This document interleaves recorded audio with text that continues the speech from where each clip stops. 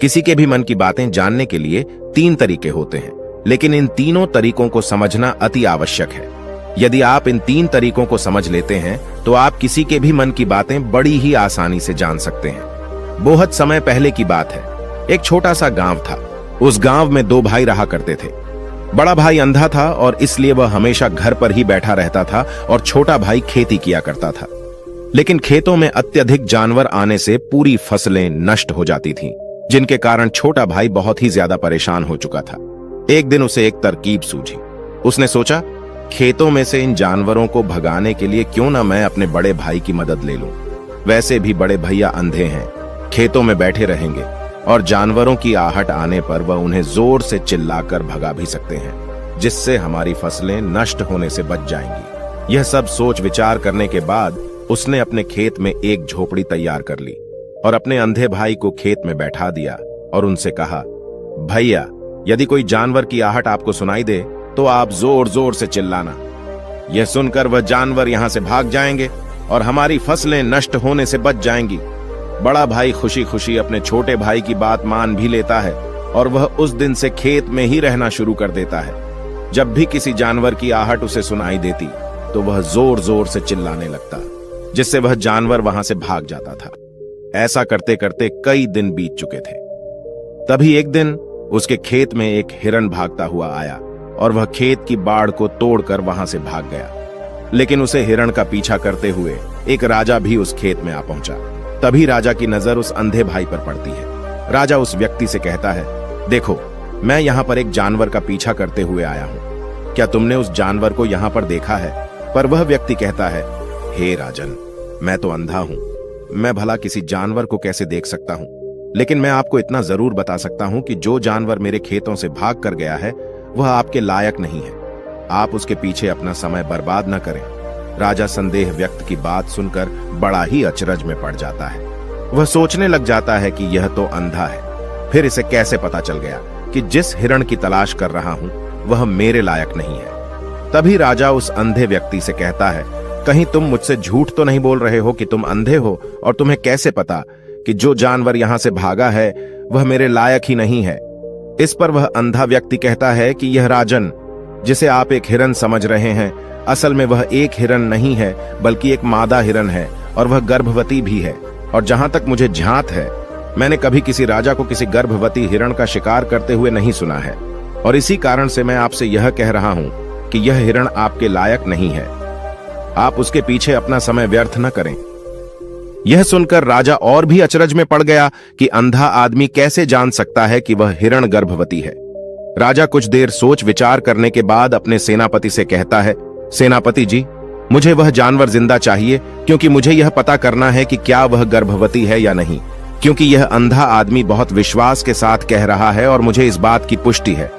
यदि वह हिरणी हुई और गर्भवती भी हुई तो वह हमारे शिकार के लायक नहीं है, क्योंकि हम तो एक हिरण का पीछा कर रहे थे। इसलिए जाओ और पता करो, क्या वह हिरणी है? सेनापति राजा से आज्ञा लेकर आगे की ओर चला गया और कुछ देर बाद जब वह वापस लौटा तो वह राजा से कहता है, हे राजन, इस अंधे आदमी ने आपसे जो भी बातें कही थी वह बिल्कुल सही थी।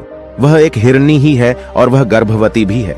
यह सुनकर राजा आश्चर्यचकित हो गया। वह सोचने लगा कि एक अंधा आदमी जो कभी देख नहीं सकता, वह यह कैसे जान सकता है? आखिर इसे कैसे पता चल गया? ऐसे कई सारे प्रश्न राजा के मन में उमड़ने लगे।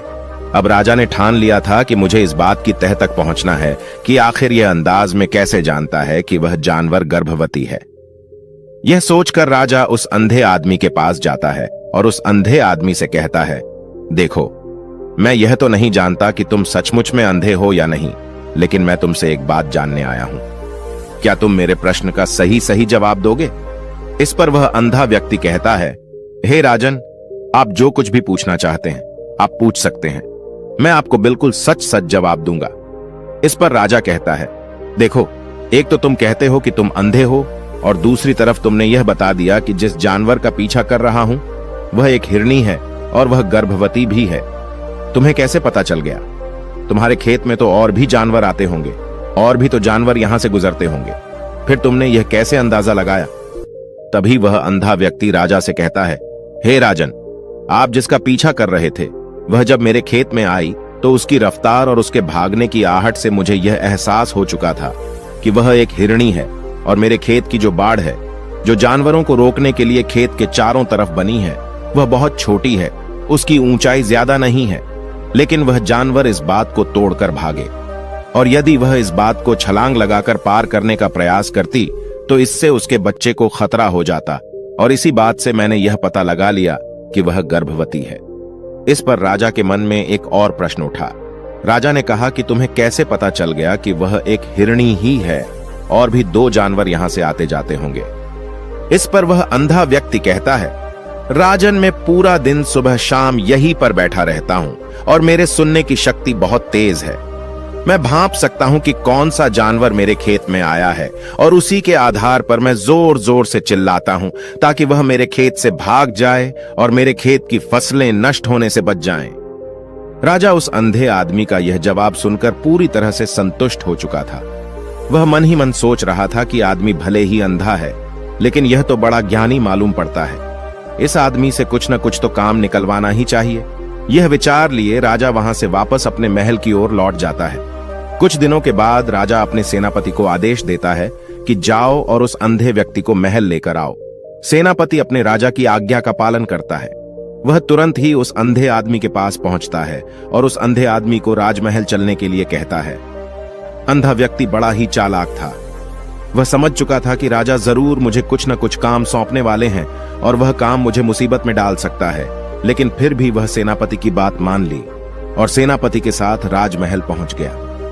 राजमहल पहुंचते ही राजा उस अंधे व्यक्ति से कहता है, आप तो बड़े ज्ञानी हैं, आपको किसी भी बात का पता बड़ी आसानी से चल जाता है। आज मैंने आपको यहां इसलिए बुलाया है क्योंकि मैं आपसे यह जानना चाहता हूं कि मेरी पत्नी पतिव्रता है या नहीं। इस पर वह अंधा व्यक्ति कहता है, हे राजन, यह कैसा प्रश्न हुआ। इस पर राजा कहता है, मैंने बिल्कुल उचित प्रश्न किया है, मुझे इस प्रश्न का उत्तर दीजिए। इस पर वह अंधा व्यक्ति कहता है, हे राजन, ये सारी बातें जाने दीजिए। आपकी शादी को इतने साल बीत चुके हैं और अब आप यह बात क्यों जानना चाहते हैं? आपके मन में ऐसे प्रश्न क्यों उठ रहे हैं?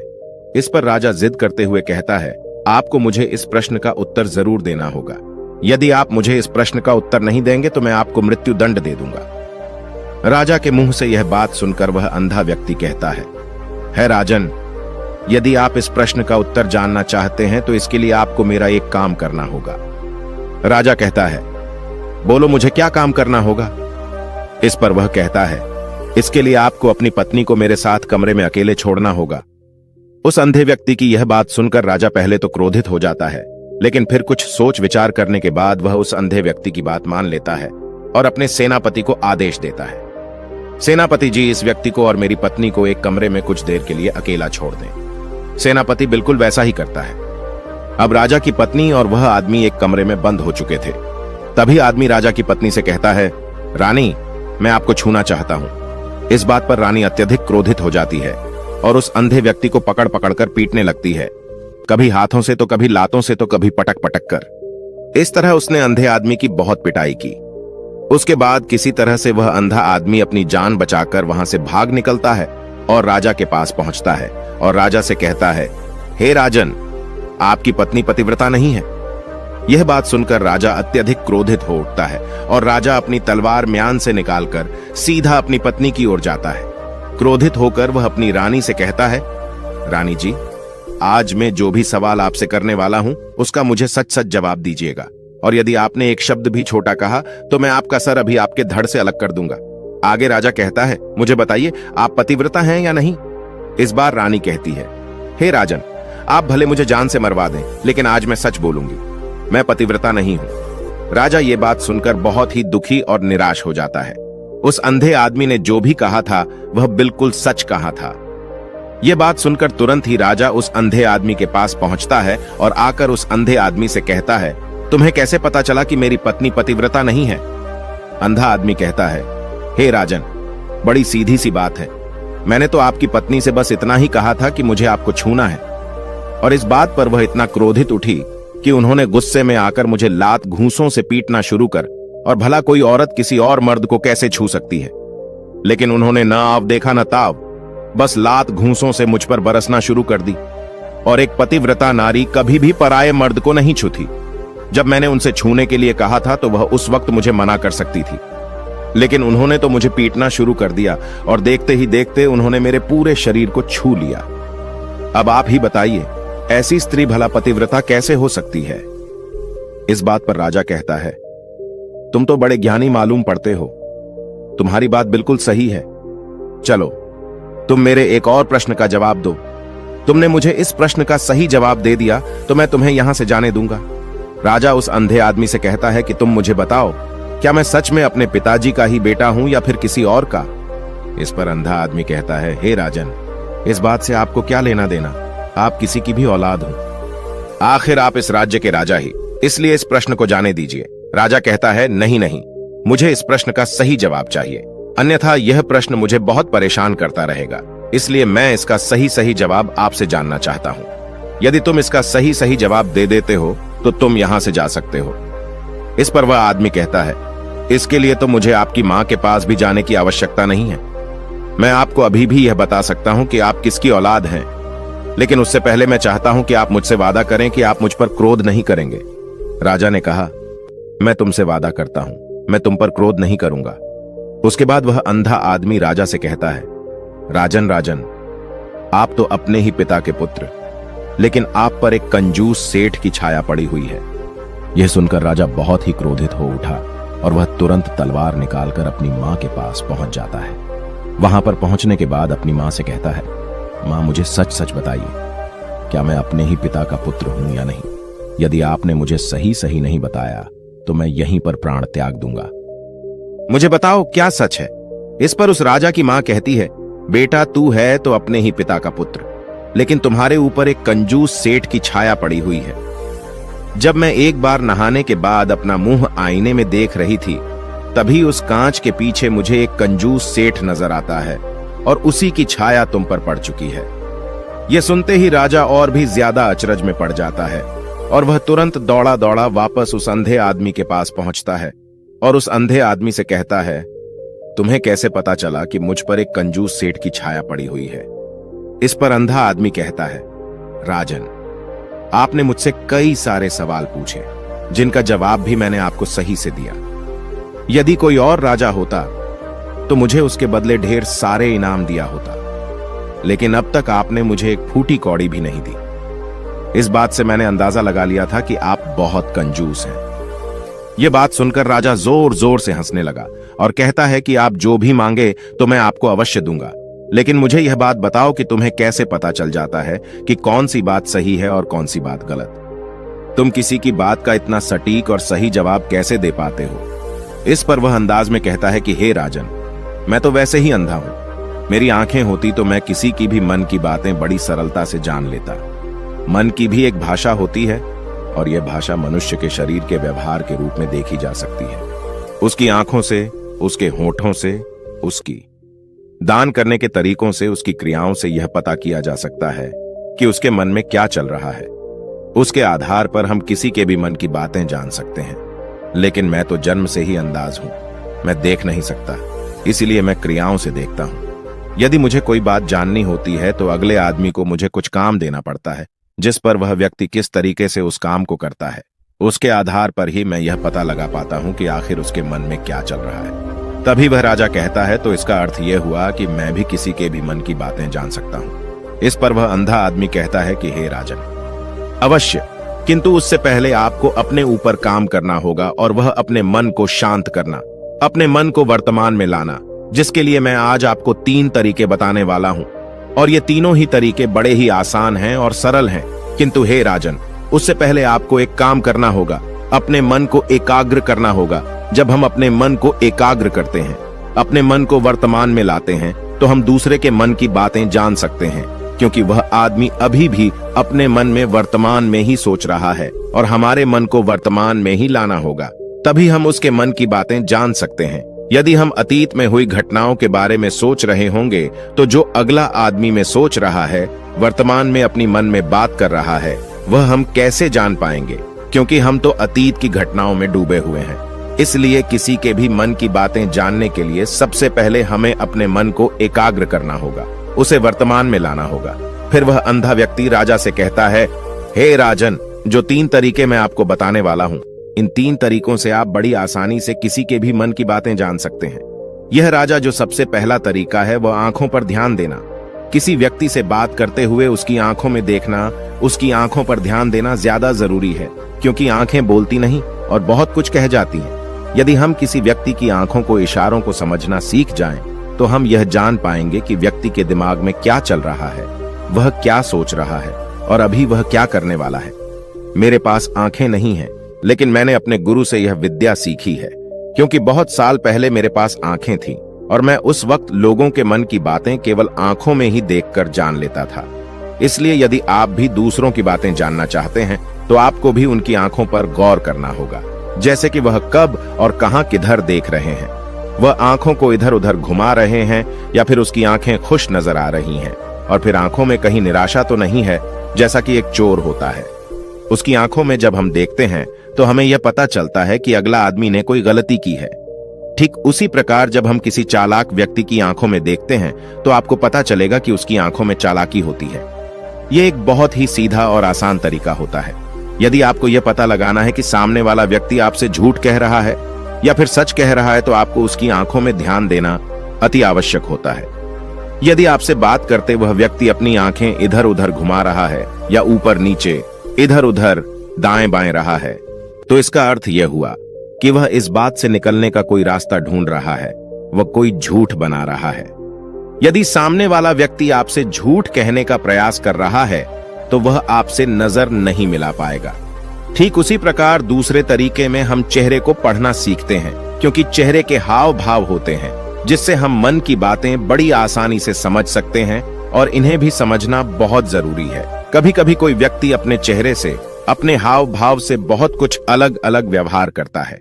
यदि आप किसी व्यक्ति के चेहरे में गौर करेंगे तो आप आसानी से समझ पाएंगे कि व्यक्ति निराश है या बहुत उदास है, या फिर वह बहुत खुश है, या फिर उसे कोई बड़ा दुख है तो अपने अंदर क्या महसूस कर रहा है।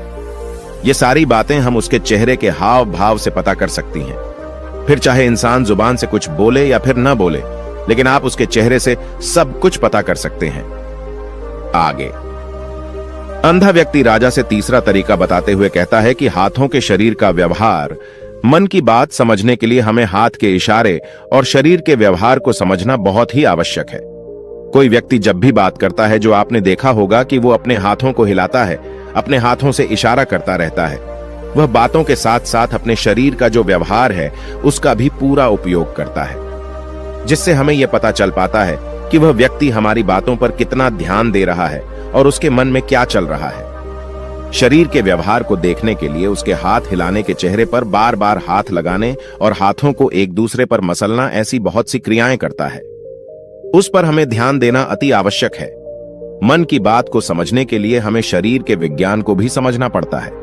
यदि हम इन 3 तरीकों को अच्छी तरह से समझ लेते हैं तो हम बहुत जल्दी किसी भी व्यक्ति के मन की बातें बड़ी सरलता और सहजता से जान सकते हैं।